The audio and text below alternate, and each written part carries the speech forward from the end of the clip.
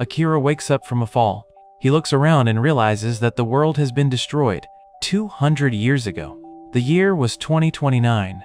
The story begins in 2029, where a young girl named Tawa finds a crying little boy, Akira, who misses his parents.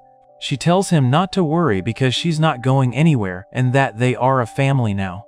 The scene then jumps forward to 2038, where society is in an uproar about AI technology. There are widespread protests against AI, with people claiming it's taking their jobs and causing societal problems. News reports show people from the Association of AI Victims demanding the government limit AI applications. One man complains he was laid off because he wasn't good at using AI, while another is furious that his son wants to marry an AI. The general sentiment is that AI lacks a soul, even though one commentator points out that human souls are just electrical signals. Back in the present, we see Akira's room, where he's having a dream about Towa and sleep-talking. His personal AI, Tagitsu, wakes him up. Akira asks for any interesting news, and an article about Dr. Tawasa Omaji, who is his big sis Tawa, pops up. She's a 19-year-old prodigy who is revolutionizing cryosleep technology and dominating the android scene. Akira notes how famous she's getting and tells Tagitsu to suggest upping security, but their AI network is so efficient that the request has already been made and completed by another AI, Ichikishima, and their guardian, Kazuya. After getting ready, Akira heads down for breakfast, which was prepared by their cooking AI. He finds his adoptive father, Kazuya, who Akira calls Pops, and gets him his food.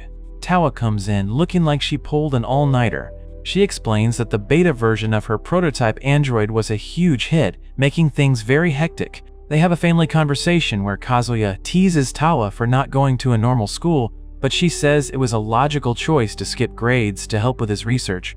Kazuya reminds her that people need more than just logic to live fulfilling lives. As Akira gets ready to leave for his morning practice before school, Kazuya and Tawa reflect on the fact that it's been almost 10 years since they took Akira in, and they decide they should do something to celebrate. On his way to school in a self-driving car, Akira thinks about Towa. She's a world-famous genius with multiple doctorates and patents who runs her own company. Akira feels that to be worthy of her, he needs to upgrade his status from family to boyfriend. We then get a flashback explaining his past. When he was 7, his parents died in an accident, and since they were estranged from their families, he was left all alone. His dad's good friend, Dr. Campina, Kazuya Omagi, took him in. He remembers meeting Tawa for the first time, who told him to call her Big Sis Tawasa. For Akira, Kazuya and Tawa became his precious and irreplaceable family, but he doesn't want to be stuck as just a little brother forever. Later, while Towa is working, she and her AI Ichikishima discuss what to get Akira for the 10-year anniversary. Her dad wants to get him limited edition sneakers, which Towa thinks is a perfect idea. She wants to get him something else too, but notes that Akira never says what he wants. Ichikishima suggests anything from her would make him happy. Tawa confides in her AI that she feels like Akira has become so much more mature recently. When Akira gets home from school and practice, Towa acts like a mother hen, asking if anything happened. He teases her about it, and she says it's her right as his big sister. During dinner, the news is on, talking about the upcoming Orionid meteor shower. Towa tries to ask Akira if he's been into anything new lately, but he says not really, mentioning they have plenty of fun things to do at home with his dad's ever-growing board game collection. Suddenly, Ichikishima interrupts with bad news. Multiple countries and concerned parties are calling for the development of Tawa's android venture, Robotech O Magi, to be halted. Religious and ethical arguments are being made that creating androids with a mind and body is too similar to creating humans, which they see as infringing on God's will. Towa is shocked, wondering why it's suddenly an issue, and Kazuya suspects someone is scheming behind the scenes. He says the worst-case scenario is that her research gets shelved, which she refuses to accept, arguing that androids bring joy to people. Kazuya decides to contact his analyst and government official friends to figure out what's going on. Akira sees all the negative news reports and feels helpless that he can't do anything for Tawa. He asks Tagitsu about the expected impact, and the AI predicts an 82% chance that Towa's work will be shut down, which would set back technological milestones by over 20 years. Kazuya finds Akira sulking in his room and tells him that at times like this, he needs to be someone Towa can lean on for emotional support. This gives Akira an idea. He decides to help Towa in the best way he knows how, by keeping her spirits up. Meanwhile, Kazuya's investigation reveals that several of Towa's rival companies have colluded to bring her down, using religious and ethical concerns as a cover because they don't want to lose their footing in the AI industry. They've also been sending weird affiliate and financing emails, trying to partner with her now that she's in a tough spot. A few days later, Akira finds a stressed-out Towa and, to her surprise, asks her to go to the zoo with him over the weekend. Towa is completely flustered and asks her, AI Ichikishima, if Akira was asking her out on a date. Ichikishima confirms it and suggests this is the perfect time for Towa to tell Akira how she feels. Towa panics about what to wear and gets ready for the date. At the zoo, they have a great time looking at the animals. Akira takes her to a cafe he thought she'd like, and she loves it. He then gives her a present, a robot pet named Dove, which he built himself using her own AI and Android technology as a foundation. He explains he's been studying her research non-stop because he wants to understand her and her work better. He then confesses that he wants to know more about her and doesn't want to be her little brother forever. Towa gets flustered and changes the subject by admiring the robot puppy. Later, as they walk, Towa brings up that it's their 10-year anniversary. She gives him a gift, a photo album combined with an MP3 player so he can remember their 10 years together with both his eyes and ears. Akira is deeply touched. Going back to their earlier conversation, Towa admits that she feels the same way. She explains that over the past 10 years, he's become incredibly important to her and the thing that keeps her going. She tried to see him as a little brother, but he keeps getting bigger and manlier, making her heart race. Akira then declares his love for her and blurts out that he wants to marry her. He immediately gets embarrassed and tries to take it back, but Towa agrees. They decide they're too young to get married right away, but agree to be boyfriend and girlfriend first. They share a loving moment, with Akira promising to always be there for her. With renewed determination, Towa decides to revise her Android development roadmap. The story then jumps to February 2039. Robotech Omagi is holding a general shareholders meeting, surrounded by protesters. Inside, Towa, looking confident, is about to give a presentation that she believes will win over the public. She takes the stage and announces her new LC project, a plan to upgrade humanity by embedding AI devices into people's bodies using cybernetics. This would allow people to be connected to and supported by AI 24/7. As she's explaining the project, a man from the crowd screams at her, calling her a traitor to humanity who defies God's will. He pulls out a gun and rushes the stage. Akira, who is in the audience, sees the danger and sprints to protect her. He shoves her out of the way just as the man fires, taking multiple bullets to the chest and abdomen. Chaos erupts as security tackles the shooter. Akira is bleeding out on the floor, apologizing to a horrified Towa. He starts to lose consciousness, his last thought being that he has to protect her. Everything goes black. Suddenly, he feels a sharp pain and finds that his injuries have vanished, but he's completely naked, and when he looks around, he's no longer in the conference hall. He's standing in the middle of a city that has been utterly destroyed and lies in ruins. Akira is completely confused, his last thought being that he has to protect Tawasa. He feels a sharp pain and is shocked to see his injuries are gone, but he's even more shocked to find himself completely naked in the middle of a ruined city. He has no idea where he is and wonders what the hell is happening. He thinks it has to be a dream and pinches himself, but the pain confirms it's real. Nothing makes any sense, and he thinks he might have amnesia. Looking up, he guesses he must have fallen from some kind of medical capsule. Just as he's trying to figure things out, a man and a little girl appear. Akira asks who they are, and the man explains that an earthquake caused the ruins to collapse, so they came to check on the Wise One. The little girl then loudly points out that the Wise One's weenie is out, and her dad gets super embarrassed. The girl, Edie, starts chanting "weenie" over and over while her dad apologizes for her bad manners. Akira tries to say it's okay, but she just keeps going. After they get him some clothes and take him to their village, he wakes up in a bed. Edie's dad asks if he's feeling better, and Akira thanks them for their help but says they must have him confused with someone else, telling them his name is Akira Himagami. The man introduces himself as Wea, the village chief, and his daughter Edie. Akira asks about this Wise One, and Wea explains he's a god their village reveres, a divine being who is enshrined in the ruins to bestow knowledge. He tells a stunned Akira that he's been sleeping inside those ruins since before Wea was even born. Wea continues, explaining that an organization called OWEL tasked their village with supervising the ruins, and he never imagined Akira would wake up. Akira looks at the wrecked landscape and asks if there was a war.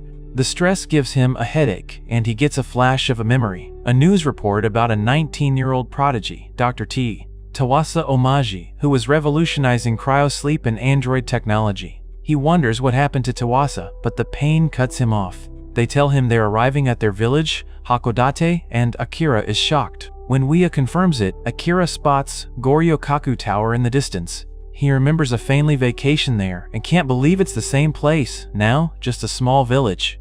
The shock is too much, and he decides it has to be a dream. Back in the village, everyone is excited to see the Wise One. They crowd around Akira as he rests in Wea's home.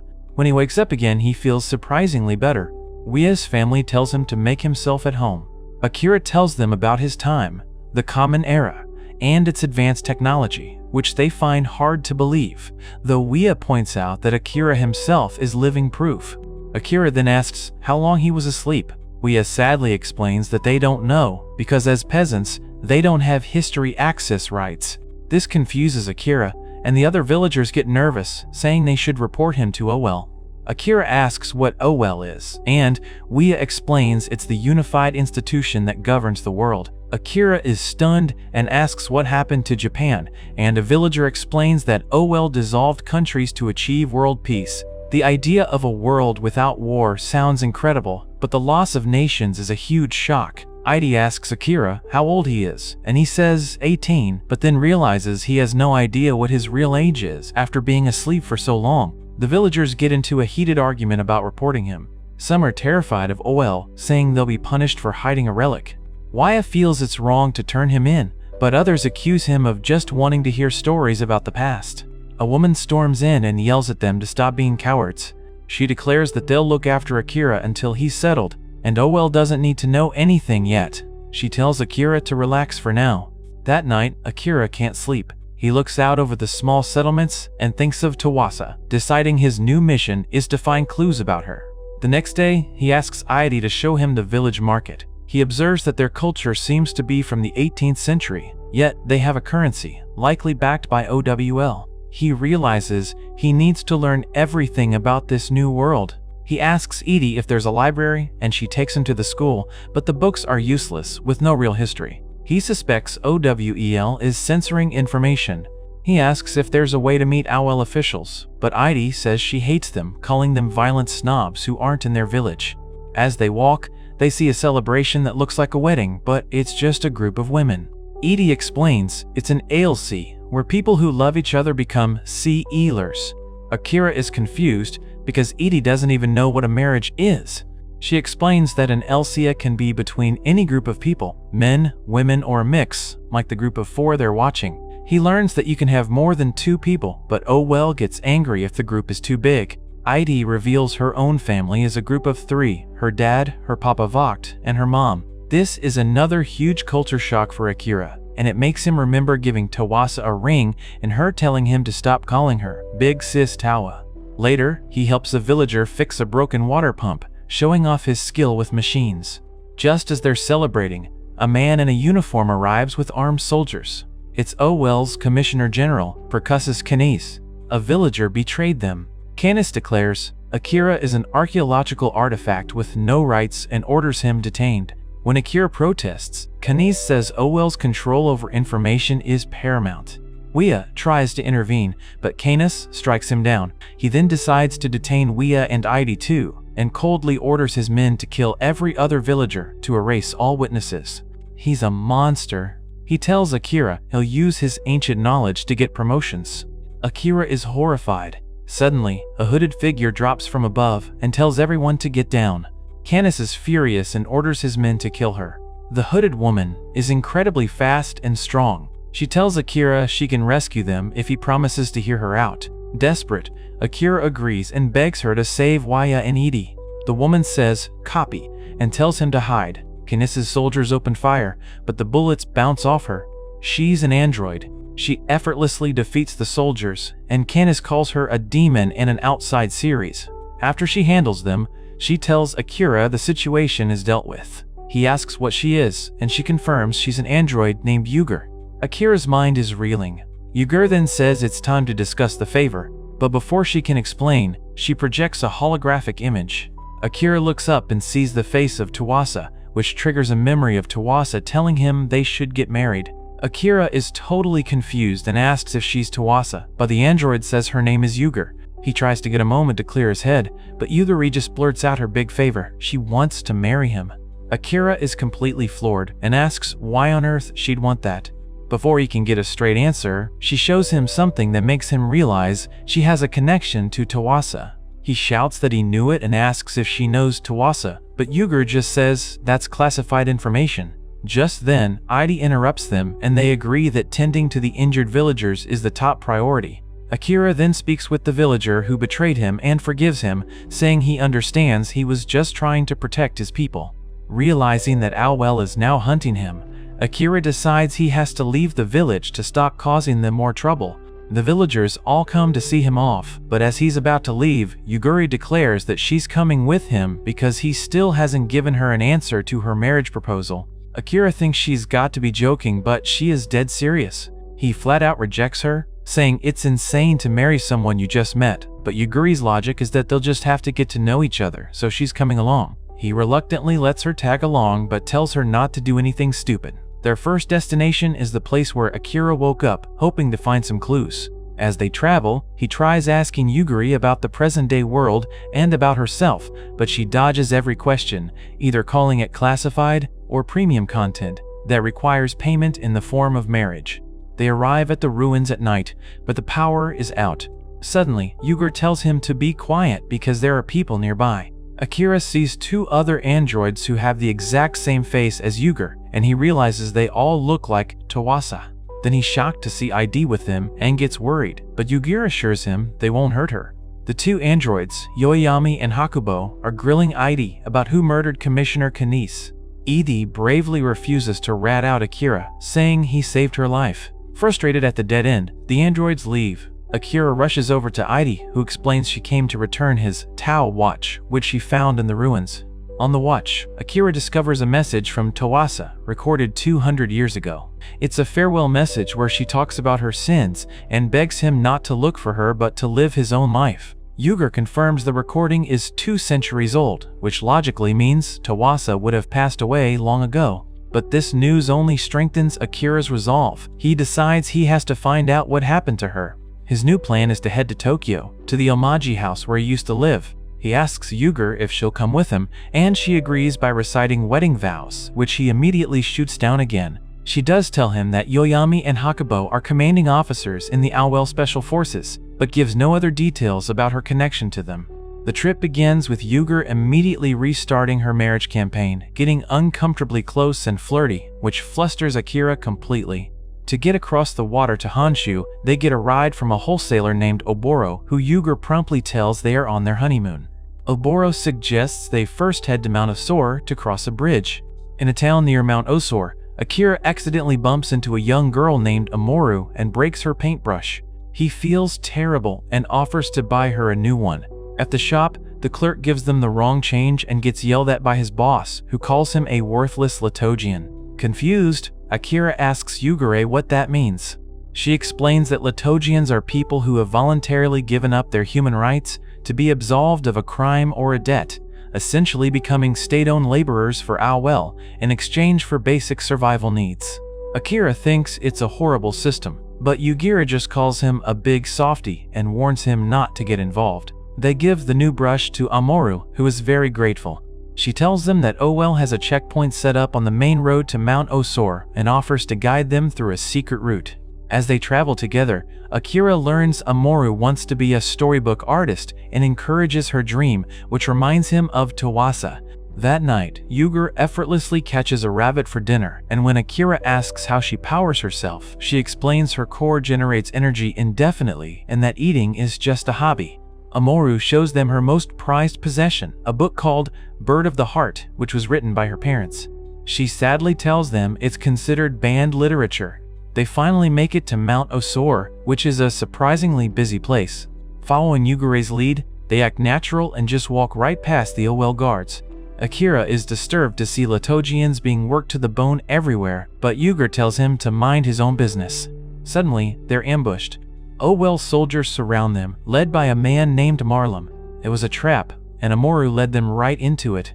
Marlem reveals that Amoru is a Latogian, and he promised to return her parents' confiscated books if she betrayed them. But then he laughs cruelly and tells her they burned all the books ages ago. He orders his men to detain Yuger and take Amoru away to receive the same treatment as her parents. Akira begs Yuger to do something, but she says her operating principles only allow her to guarantee his safety. As the soldiers drag a crying Amoru away, she screams for Akira and Yugure to run for it. They manage to escape, but Akira is overwhelmed with guilt. He feels responsible for encouraging Amoru's dream while being completely oblivious to her desperate situation, and he declares they have to go back and save her. Yuger flatly refuses, saying it goes against her programming. Akira gets furious, yelling at her about how her precious principles are less important than a person's life. After their heated argument, Yuger finally offers him a deal. She'll rescue Amoru, but only on one condition: he has to agree to marry her. Akira is left speechless, seeing her as nothing more than a cold, calculating android. Akira rushes in to save Amoru, who is shocked to see him after she betrayed him. He tells her it doesn't matter and that he came to rescue her, but they're quickly surrounded by guards. A man in charge mockingly welcomes them, comparing them to moths drawn to a flame. He's disappointed that the android, Yuger, got away, but says he can settle for securing a stray relic, referring to Amoru. Akira angrily tells him to let her go. The man is utterly disgusted that a commoner like Akira dared to touch him and orders his men to teach him a lesson. Amoru panics and begs them to stop, pleading with them not to hurt Akira and saying they can do whatever they want with her instead. But Akira shouts at her not to give up, reminding her that they have to leave this place together. He tells her she still needs to find her parents' storybooks and become an artist, which is her dream.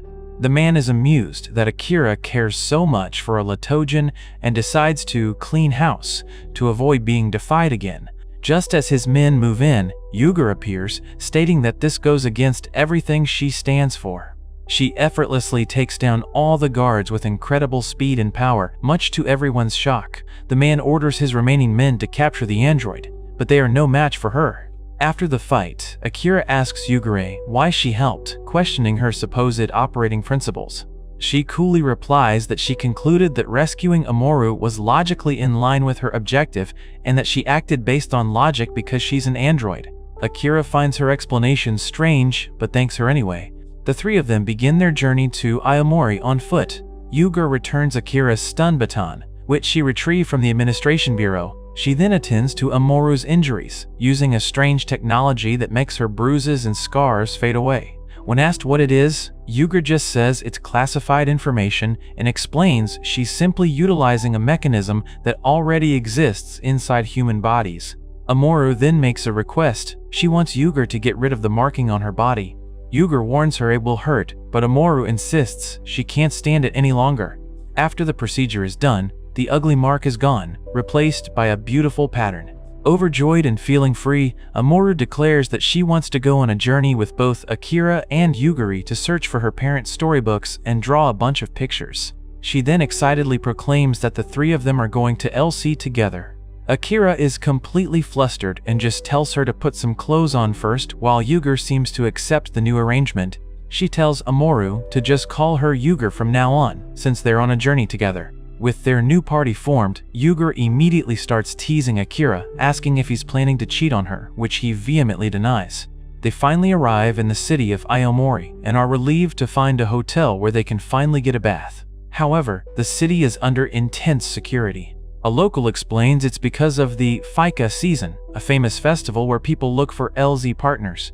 Amoru cheerfully declares that the festival has nothing to do with them since they've already chosen their partners, stating that she and Akira are going to get married.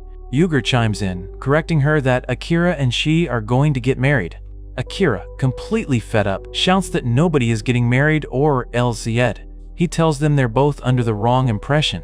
He explains to Amoru that she's just experiencing the suspension bridge effect from their dangerous escape, and he tells Yuguri that she has no frame of reference for love outside of him.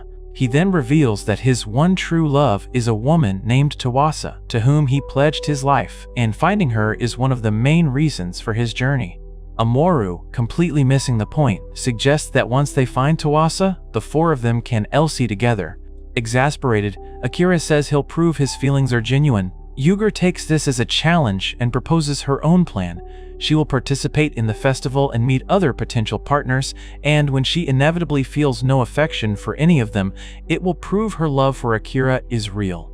Amoru eagerly agrees to do the same to prove her feelings are also real, leaving Akira horrified as they drag him into participating in the matchmaking festival.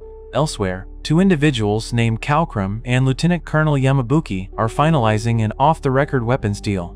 Kalkrum is introduced as the aspiring boss of the Lontano family.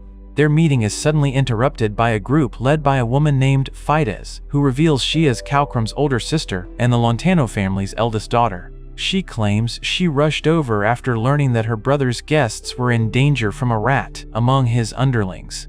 Fides then exposes the commissioner who arranged the deal as another rat who has been misappropriating funds, which directly affects Yamabuki's purse. She calmly hands the corrupt commissioner over to the lieutenant colonel to handle. It's revealed that Fides and Kalkrum are half-siblings and the only two remaining after a bloody feud for succession, a strategy encouraged by their father. Later, their father tells them that family bonds and trust are paramount and that they must prove their worth through their actions. To that end, he orders both of them to participate in the Fika festival, as carrying on the family bloodline is also an important duty. Fides confidently promises she will find a partner, while Kalkrum makes a snide remark about her past failures. Back with the main group, Amoru and Yugurai are getting ready for Fika, excited that Fides and Kalkrum, the powerful heirs to the local mafia, will be there. Amoru gets scared, but Yugur tries to cheer her up, thinking Akira is just being insensitive by not stopping them. Amoru immediately defends him, saying his sincerity is one of the things she likes about him. At the festival, Akira wanders around alone and spots Kalkrum, deciding it's best to avoid him. Meanwhile, Fides is unimpressed by a long line of suitors, rejecting every single one.